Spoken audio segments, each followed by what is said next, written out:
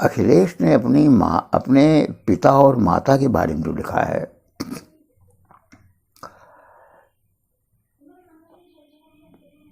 कितना भाव है उनके मन में, कितनी श्रद्धा है उनके मन में, ये अलग से कहने की जरूरत नहीं है। लेकिन कहने की जरूरत इस बात की है कि इतना कलात्मक संयम माता पिता के बारे में लिखते हुए कहीं भी किसी तरीके से कोई भावुकता या कोई श्रद्धा का अतिरेक कहीं दिखलाई नहीं पड़ता। अखिलेश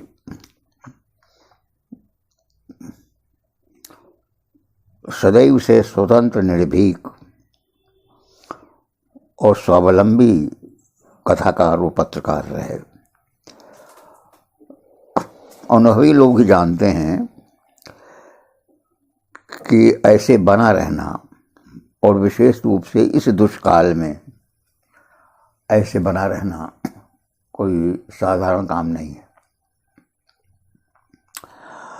उनकी कहानियाँ और उनका उपन्यास तो प्रसिद्ध हैं, वो पाठकीय सराहना के विषय बन चुके हैं। उनकी ये पुस्तक, संस्मरणों की पुस्तक जो अक्स आई है, जिसे सेतु प्रकाशन ने प्रकाशित किया है,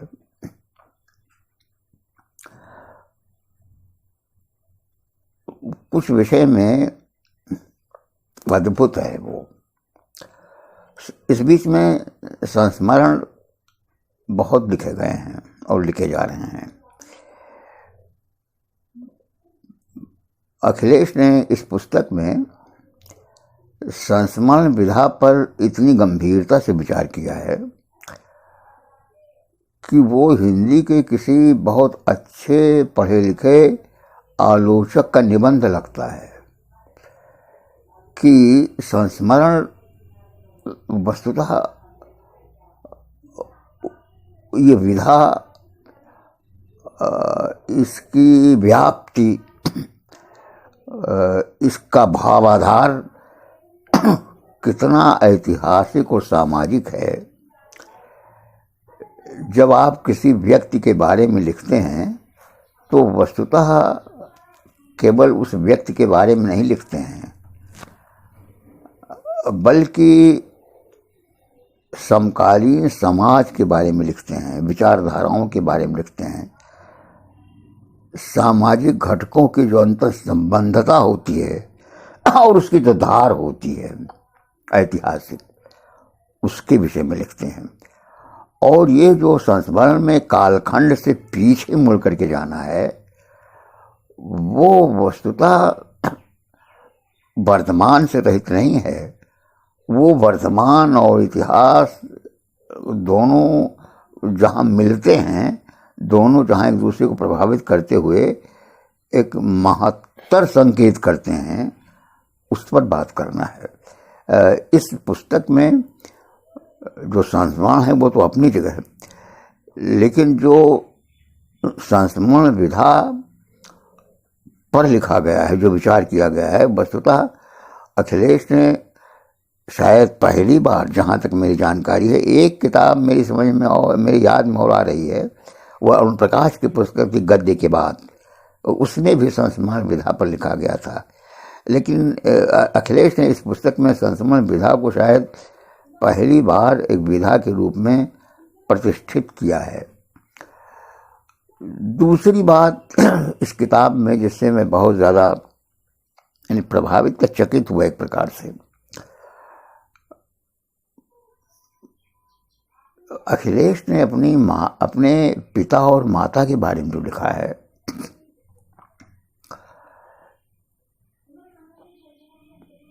कितना भाव है उनके मन में, कितनी श्रद्धा है उनके मन में, ये अलग से कहने की जरूरत नहीं है। लेकिन कहने की जरूरत इस बात की है कि इतना कलात्मक संयम माता पिता के बारे में लिखते हुए कहीं भी किसी तरीके से कोई भावुकता या कोई श्रद्धा का अतिरेक कहीं दिखलाई नहीं पड़ता। ऐसा लगता है जैसे कि वो किसी ऐसे व्यक्ति के बारे में लिख रहे हैं, ऐसे दंपति के बारे में लिख रहे हैं, माँ बाप के बारे में, जिससे उनका जैसे कोई भावात्मक संबंध ही नहीं है। ये जो कलात्मक संयम है, ये जो संयम है, श्रद्धा और भाव की ये जो का जो एकदम से बिल्कुल सामने से ऐसा लगता है जैसे हटा लिया उन्होंने, ये उनकी श्रद्धा और आत्मीयता की अतिशयता का अचूक द्योतक है। ये अखिलेश के की माँ बाप के प्रति उनकी श्रद्धा, आत्मीयता, भाव की तीव्रता का लक्षण है कि इतनी निर्ममता से अखिलेश अपनी माता के पिता के बारे में लिखते हैं। पिता के बारे में लिखते हुए लिखा कि ऐसा लगता था जैसे कोई मेरे प्रति कोई विशेष अनुराग या कोई ऐसे बड़े सामान्य व्यक्ति लगते थे। उनके पोशाक के बारे में बताया, उनके रहन सहन के बारे में बताया।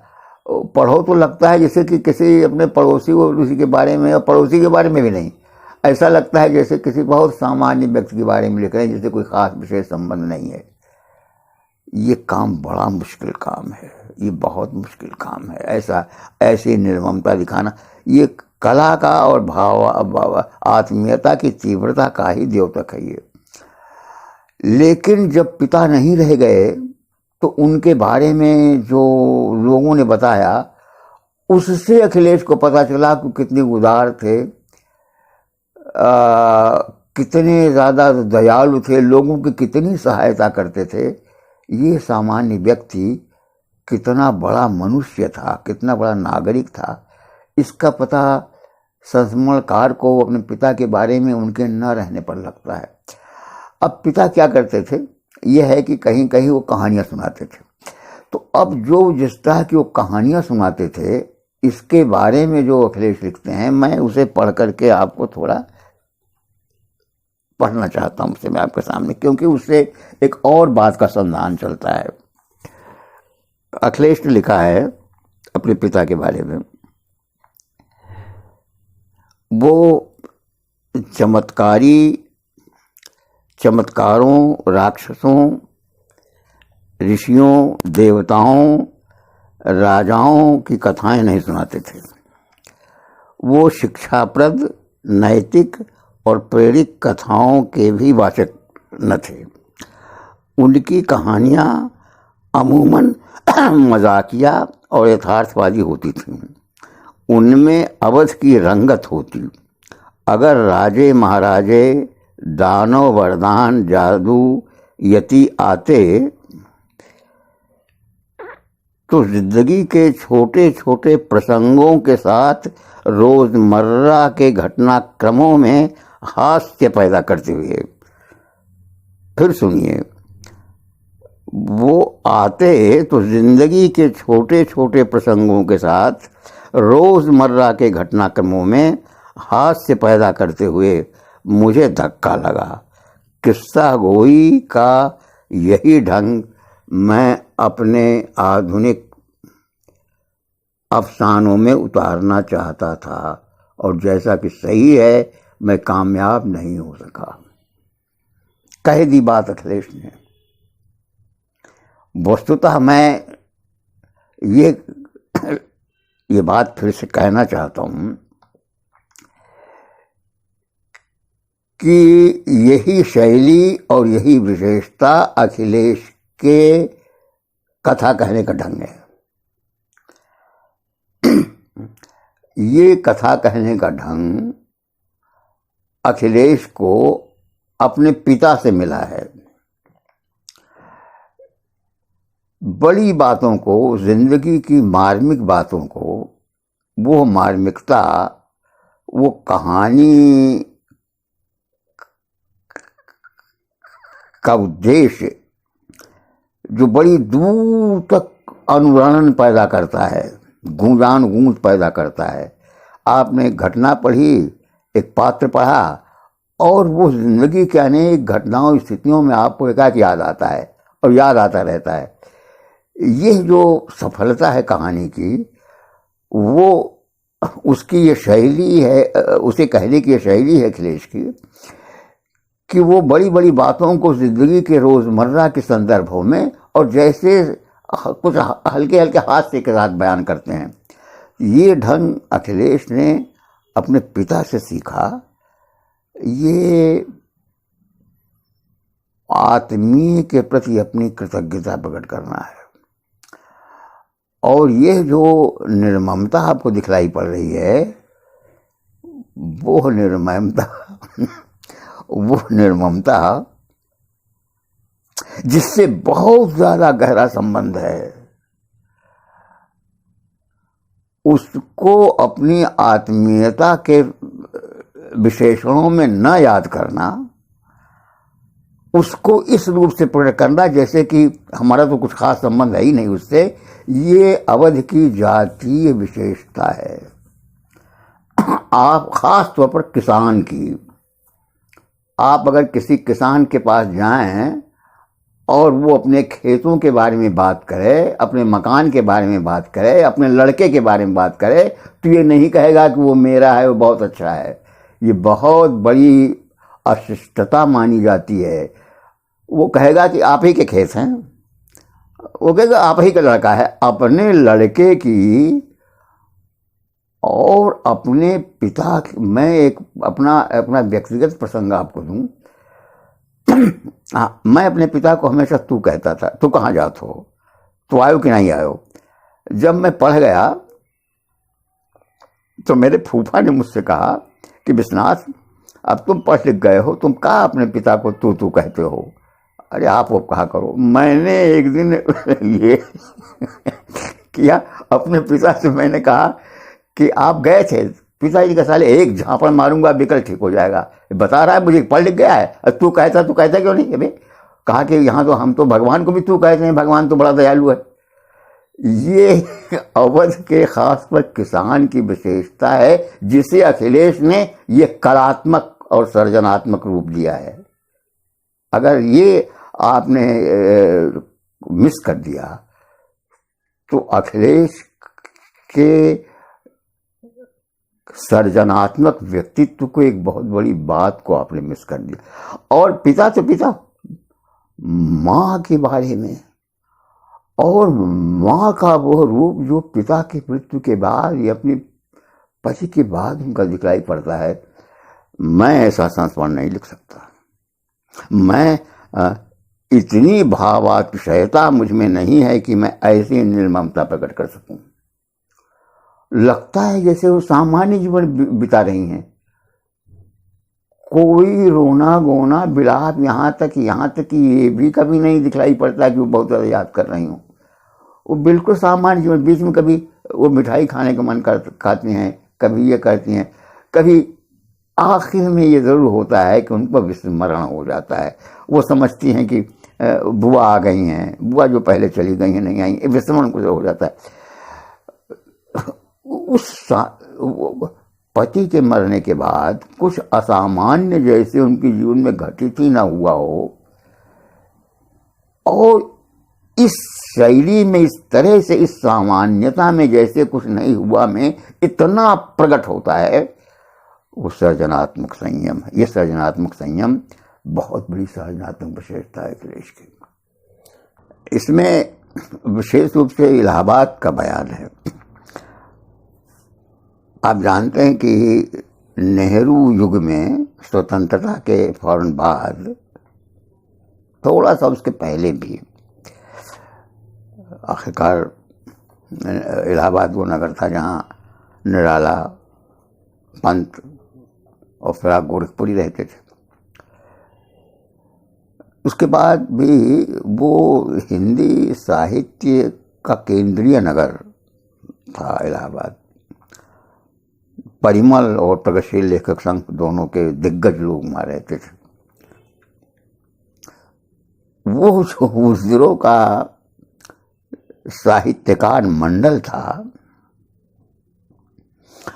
उनके आपसी संबंध कैसे थे, उनका मिलना जुलना आपस में कैसा था, वो कैसे एक दूसरे से संबद्ध, एक दूसरे से मिले जुले, एक दूसरे से आत्मीयता का संबंध रखते हुए, वैसे ही ऐसी आत्मीयता जो बेमतलब का भावुकता नहीं रखती, एक दूसरे का मजाक उड़ाते हुए, ये जो एक दूसरे का मजाक उड़ाते थे वो, उससे उनकी आत्म संबंधता प्रकट होती थी।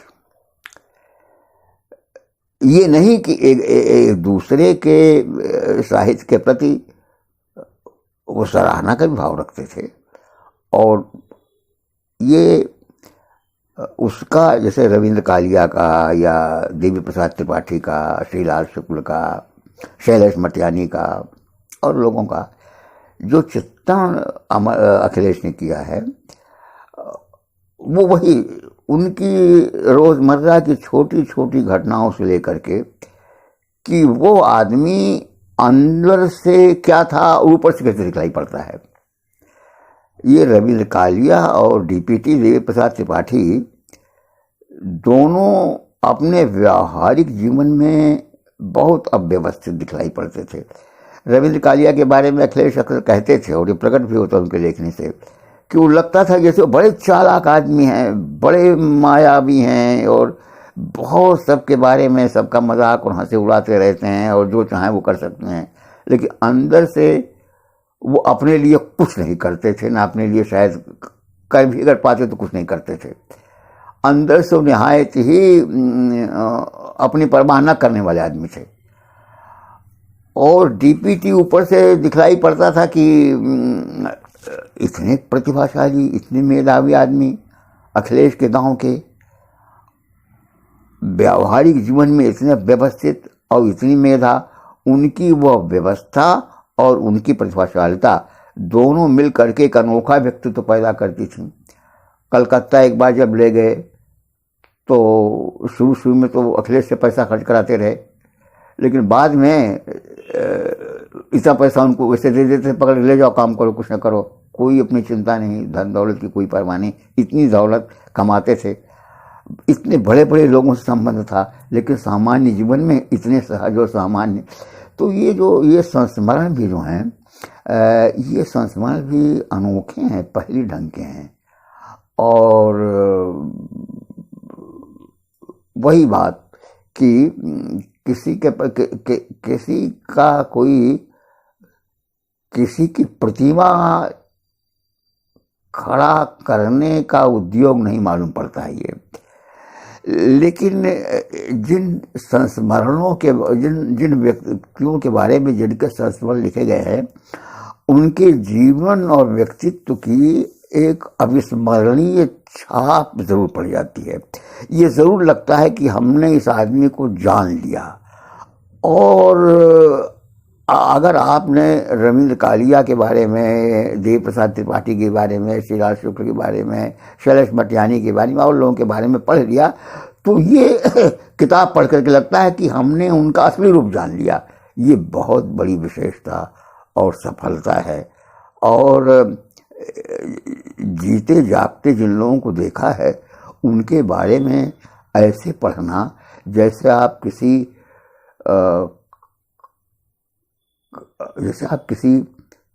कल्पित व्यक्ति के बारे में पढ़ रहे हैं, और बाद में इस बात का एहसास होना कि जिस आदमी को मैं इसी मनोरंजकता में पढ़ रहा हूँ, इतनी सामान्यता में जो इतना असामान्य हो उठा है, वो हमारे सामने का जीता जागता आदमी था। तो ये संस्मरण एक प्रकार से उन व्यक्तियों को जादू लोक में भी ले जाते हैं, लेकिन जादू लेख में ले जाते हैं अधिक वास्तविक, अधिक हाड़ मांस का, अधिक आत्मीय बनाने के लिए। उनके बारे में उनके दोषों का, गुणों का पता चलता है, उनकी आंतरिक निर्भीकता, और शायद कभी कभी उनके निर्भीकता का नहीं, अपने डर आशंकाओं का पता चलता है। लेकिन ये लगता है कि हमने इन आदमियों को देख लिया, मिल लिया उनसे। ये बहुत बड़ी सफलता है इन संस्मरणों की। शुक्रिया साथियों।